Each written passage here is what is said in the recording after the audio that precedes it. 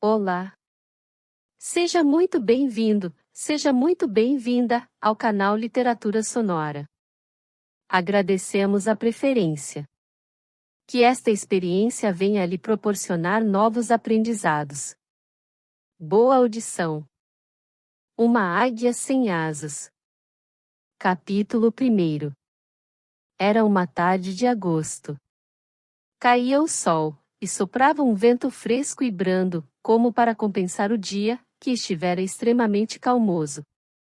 A noite prometia ser excelente. Se a leitora quer ir comigo ao Rio Comprido, entraremos juntos na chácara do Sr. James Hope, comerciante inglês desta praça, como se diz em linguagem técnica. James Hope viera para o Brasil em 1830, com pouco mais de 20 anos, e começou imediatamente uma brilhante carreira comercial. Casou pouco depois com a filha de um compatriota, já nascida aqui, e mais tarde fez-se cidadão brasileiro, não só no papel, como no coração.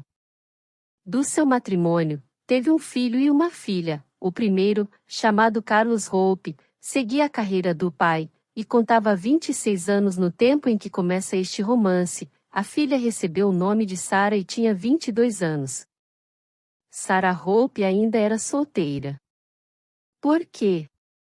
A sua beleza era incontestável, reunia a graça brasileira à gravidade britânica, e em tudo parecia destinada a dominar os homens. A voz, o olhar, o andar, as maneiras, tudo possuía um misterioso condão de fascinar. Além disto, era rica e ocupava uma invejável posição na sociedade. Dizia-se à boca pequena que algumas paixões havia já inspirado a interessante moça, mas não constava que ela as houvesse tido em sua vida.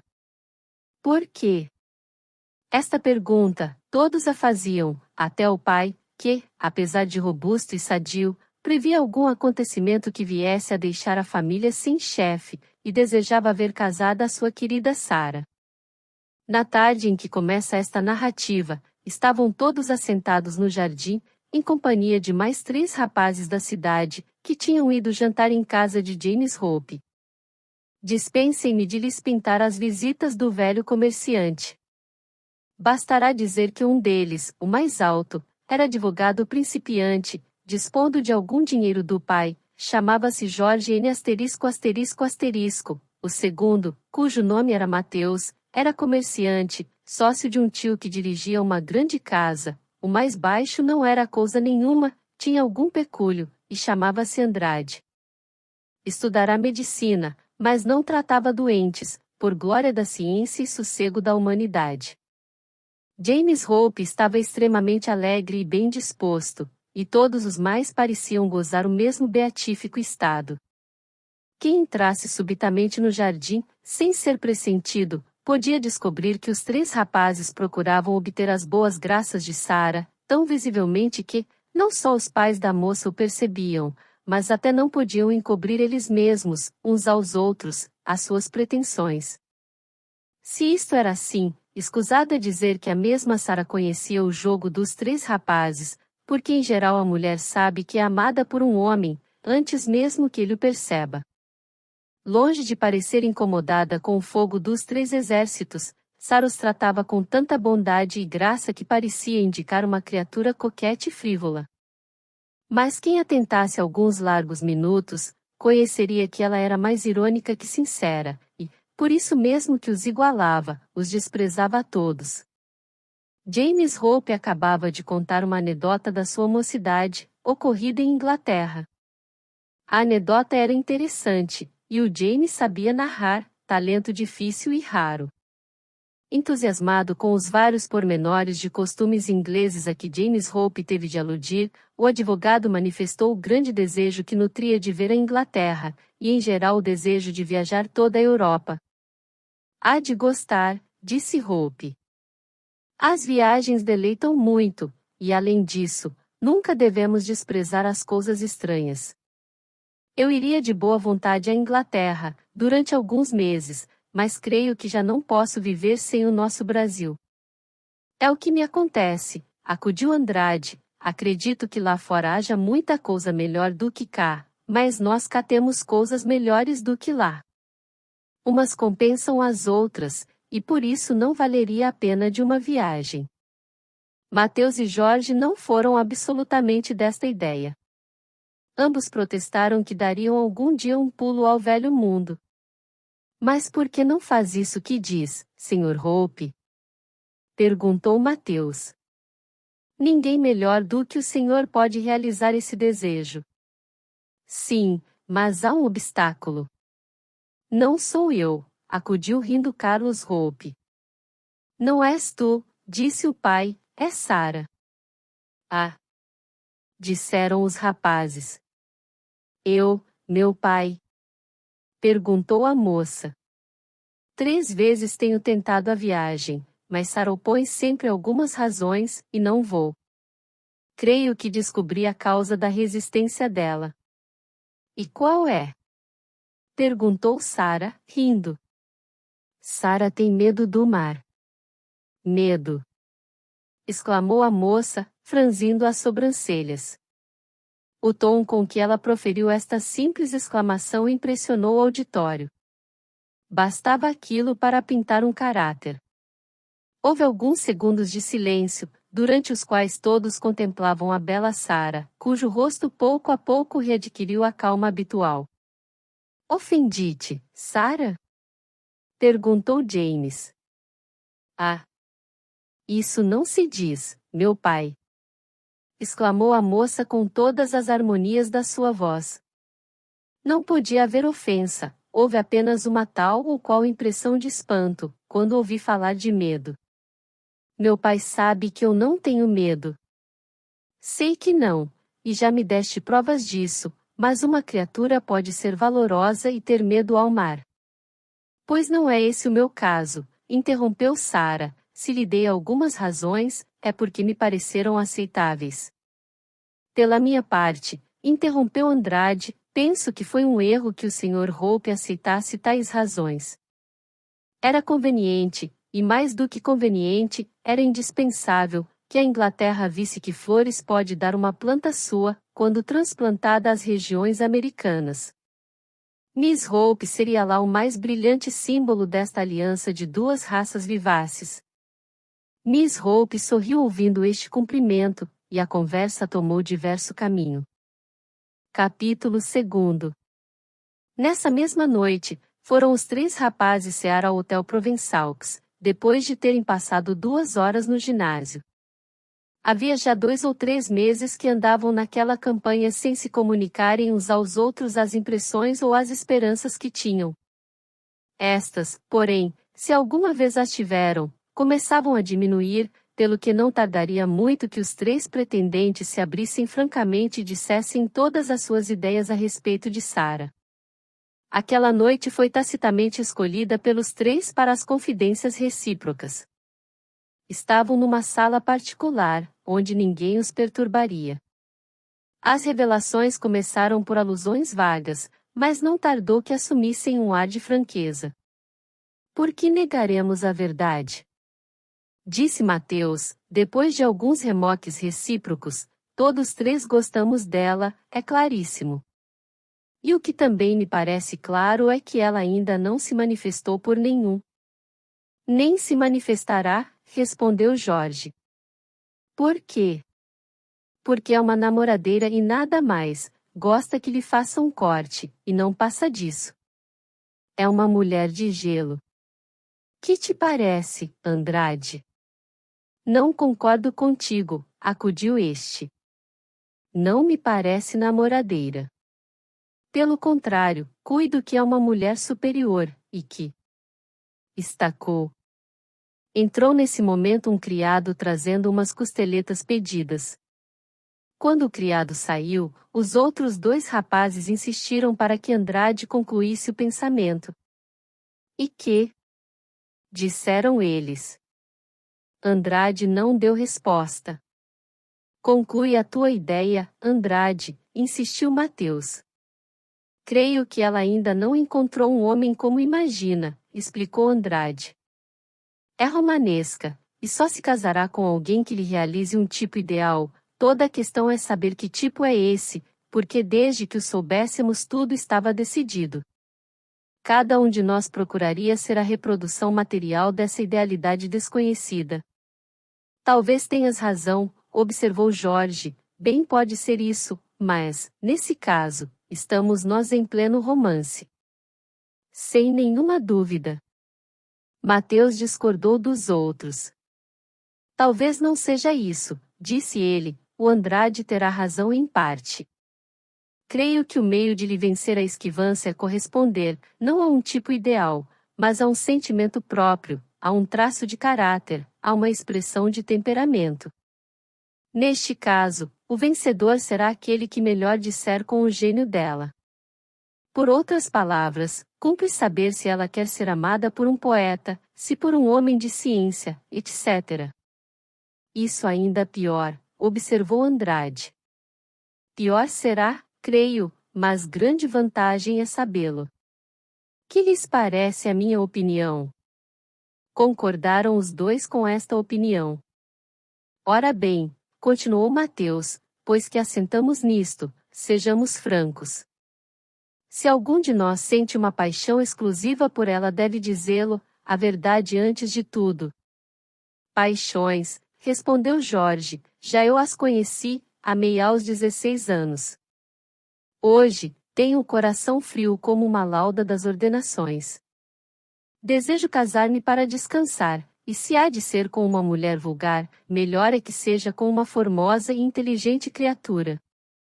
Isto quer dizer que nenhum ódio votarei àquele que for mais feliz do que eu. Minha ideia é outra, disse Andrade, caso por curiosidade. Uns dizem que o casamento é delicioso, outros, que aborrecido, e todavia os casamentos não acabam nunca. Tenho curiosidade de saber se é mau ou bom. O Mateus é que me parece verdadeiramente apaixonado. Eu, disse Mateus deitando vinho no cálice, nem por sombras. Confesso, porém, que lhe tenho alguma simpatia e certa coisa que chamarei adoração. Nesse caso, disseram os dois. Ó! Continuou Mateus. Nada disto é amor, pelo menos amor como eu imagino. Dizendo isto, bebeu de um trago o cálice de vinho. Estamos, pois, concordes, disse ele. Cada um de nós deve estudar o caráter de Sarah Hope, e aquele que atinar com as suas preferências será o feliz. Fazemos um simple chase, disse Andrade. Não fazemos só isto, observou Mateus, ganhamos tempo e não nos prejudicamos uns aos outros.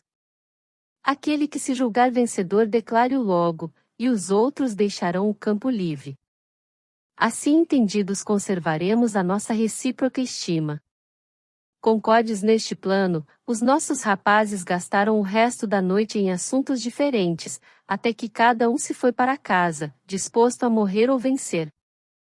Capítulo 3.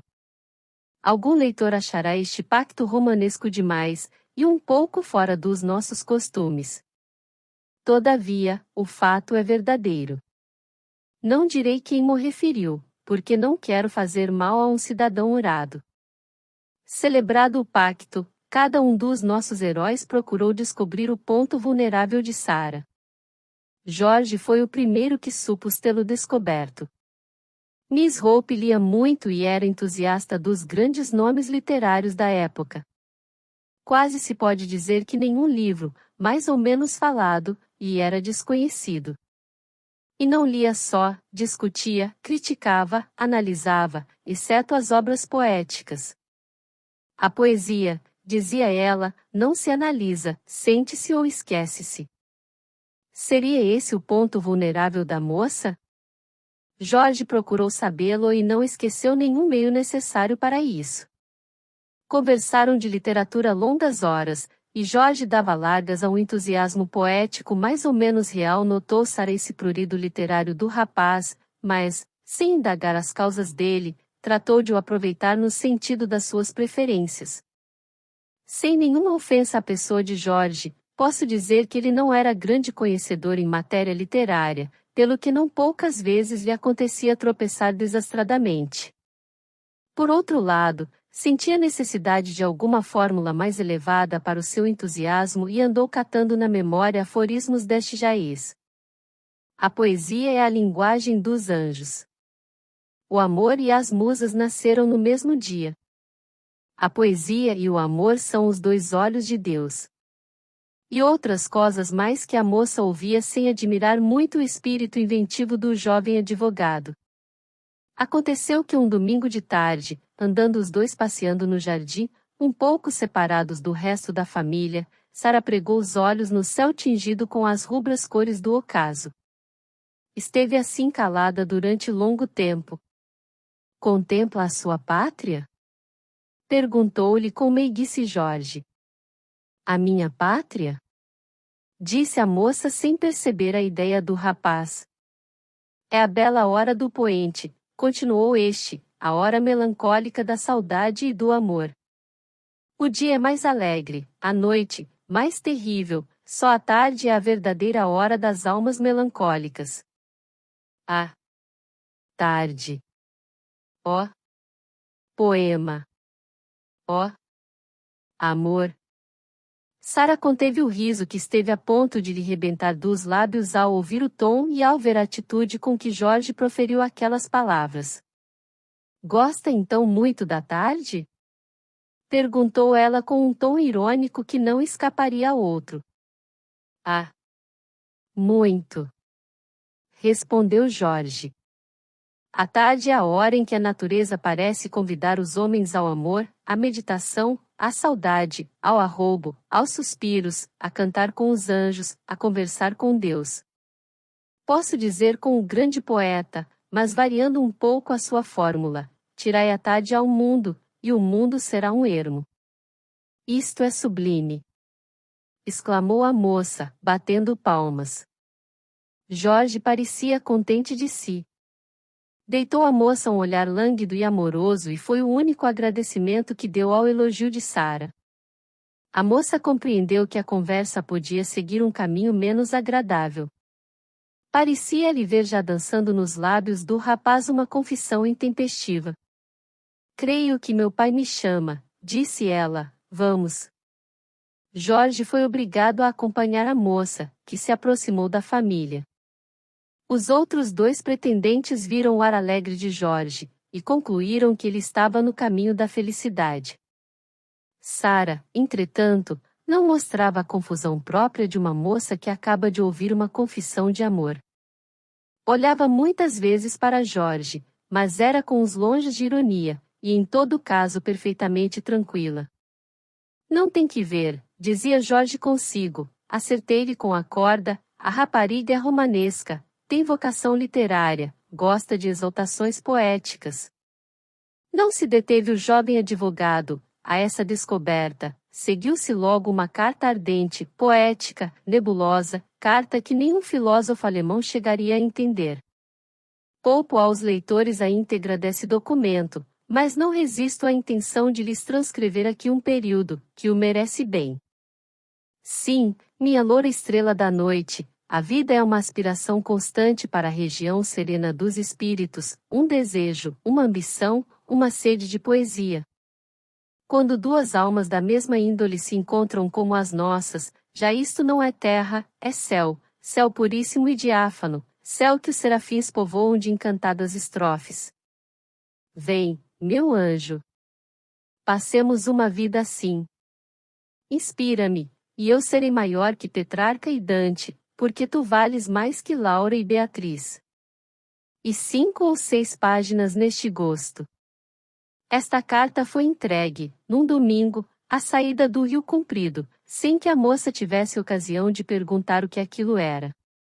Digamos a verdade toda. Jorge passou a noite sobressaltado. Sonhou que entrava com Miss Hope em um riquíssimo castelo de ouro e esmeraldas, cuja porta era guardada por 2 arcanjos de longas asas abertas. Depois, sonhou que o mundo inteiro, por meio de uma comissão, o coroava poeta, rival de Homero. Sonhou muitas mais coisas neste sentido, até que veio a sonhar com um chafariz que deitava, em vez de água, espingardas de agulha, verdadeiro disparate que só Morfeu sabe criar.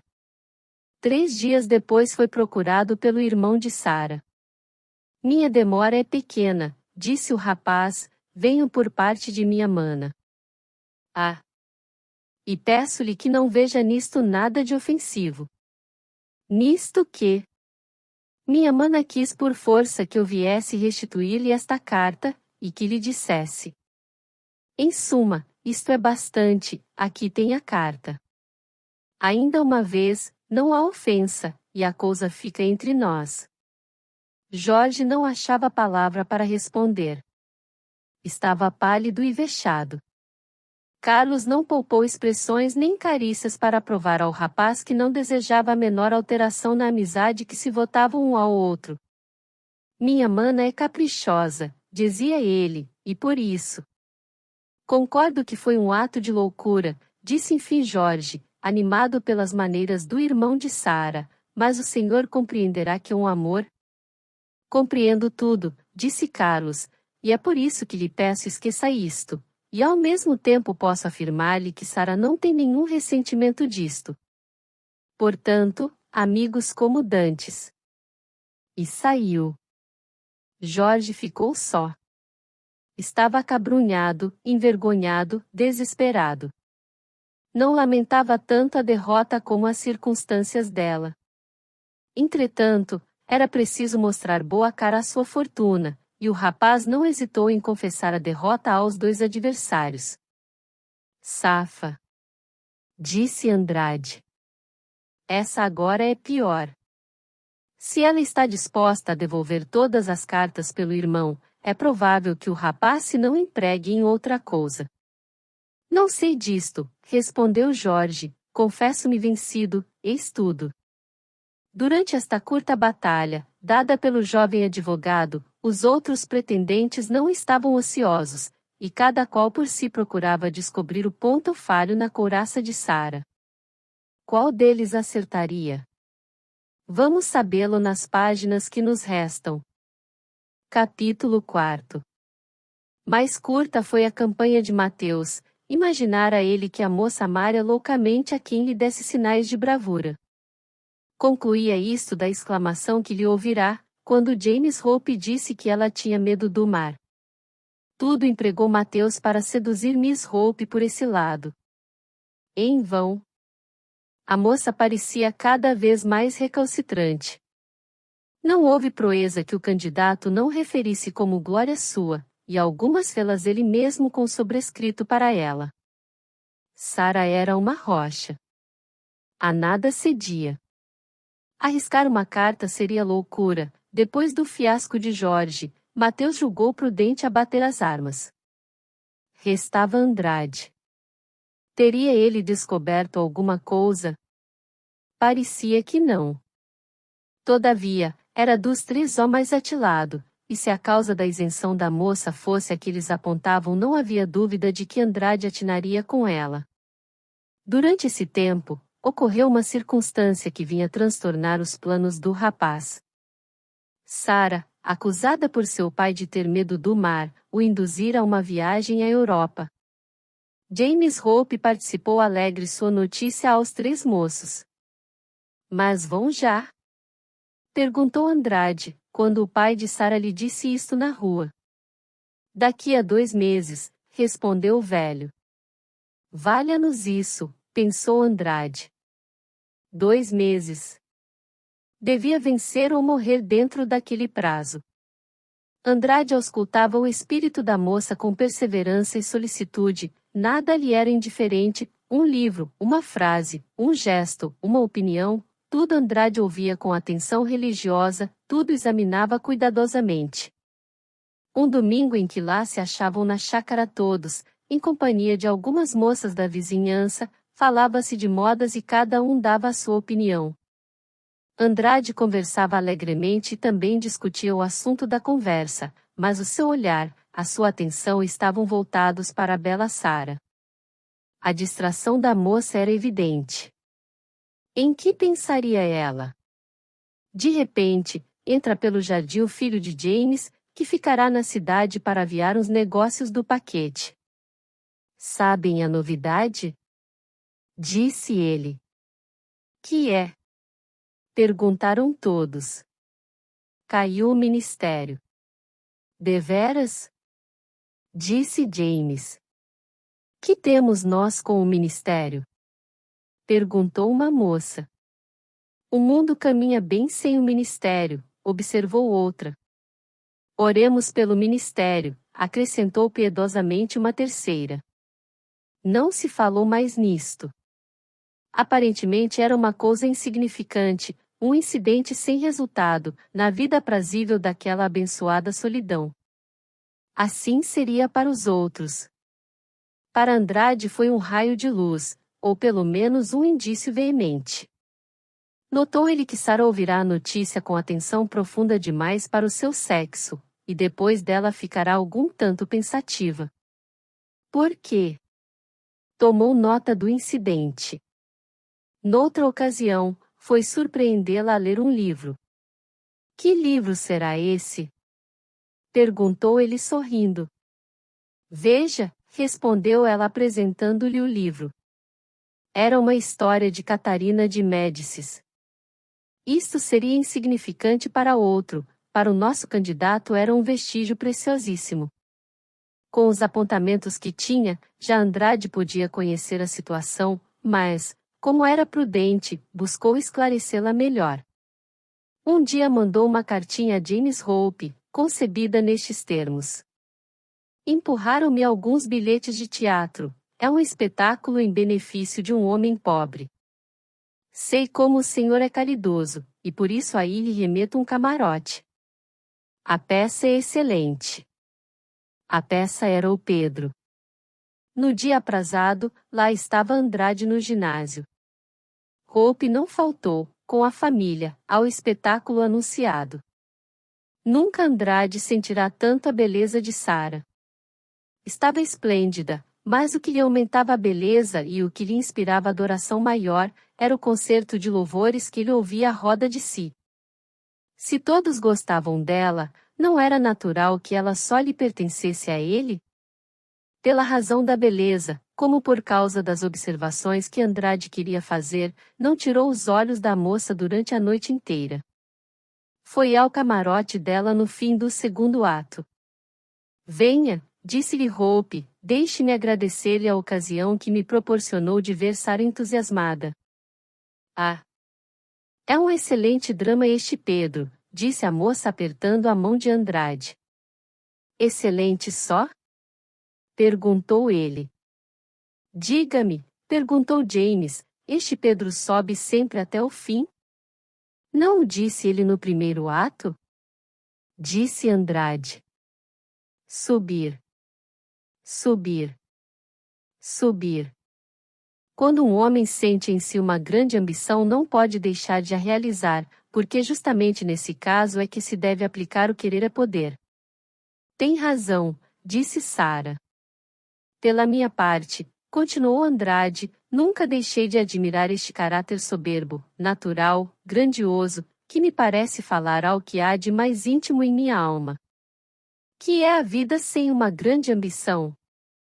Este arrojo de vaidade produziu o desejado efeito, eletrizou a moça, a cujos olhos parecia que Andrade se havia transfigurado. Bem o percebeu Andrade, que coroava assim os seus esforços. Adivinhara tudo. Tudo o quê? Adivinhara que Miss Hope era ambiciosa. Capítulo 5. Eram duas pessoas indiferentes até aquele dia, daí a pouco, pareciam entender-se, harmonizar-se, completar-se. Tendo compreendido e sondado a situação, Andrade não deixou de prosseguir no ataque em regra. Sabia para onde iam as simpatias da moça, foi com elas, e tão cauteloso ao mesmo tempo que tão audaz, que inspirou ao espírito de Sara pouco disfarçável entusiasmo. Entusiasmo, digo, e era esse o sentimento que devia inspirar quem pretendesse o coração de Miss Hope. Amor é bom para as almas angélicas. Sara não era assim, a ambição não se contenta com flores e horizontes curtos. Não pelo amor, mas pelo entusiasmo, é que ela devia ser vencida. Sara via Andrade com olhos de admiração. Ele soubera a pouco e pouco convencê-la de que era um homem essencialmente ambicioso, confiado na sua estrela, e seguro dos seus destinos.